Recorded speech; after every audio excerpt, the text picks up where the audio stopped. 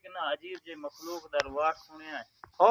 ਉਹਦੀ ਕਫੀਅਤ महसूस ਕੀਤੀ ਹੈ ਕਿ ਉਹ ਮਖਲੂਕ ਕੀ रो रही है और किवें दा उन्हां दा वक्त गुजरदा पिया भाई आतिफ खान अज बहरा वंगा बन सटियां अज बहरा वंगा बन सटियां अज दौड़े संगली मारी अज बहरा वंगा बन सटियां अज दौड़े संगली मारी है गीतां दी अख विच अथरू हन पाई गजलां सिर विच मिट्टी है और कतियां नू हिड़की लग गई है बोली नू दंदन पै गए हन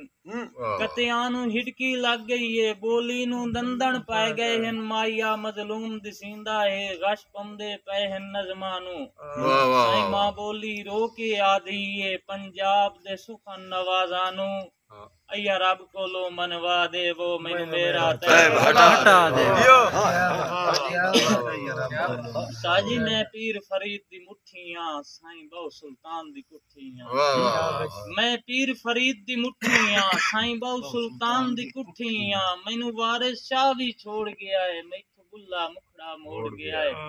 और सठ मोहम्मद बख्श ने ला छोड़ी गुरु नानक साहब मुका छोड़ी चेते शाह हुसैन ने चट कीतेन डूगे मेरे अली बहु फट कीतेन चेते शाह हुसैन ने चट कीतेन डूगे मेरे अली बहु फट कीतेन और हथ बन के अर्ज करेंदी हां ये सारे पीर सुरेंदी हां हो कर सकदे करवा दे वो मैनू मेरा तैब हटा दे साजी साडियां मोहब्बतां हर इंशाअल्लाह पंजाबी लिखण वाले वास्ते हैं यकीनन गल कोई मुनाफिकत नहीं होंदी अच्छा शेर लिखण वाले नु अपने औकात वाद के बाद विंदी है क्या बात है कि रासाई नु हां तू लाया नहीं क्या बात यासीन जिया कोई आया नहीं रासाई नु हां तू लाया नहीं यासीन जिया कोई आया नहीं शफकत दा गीत भुलाया नहीं कहीं आबिद बन दिखलाया नहीं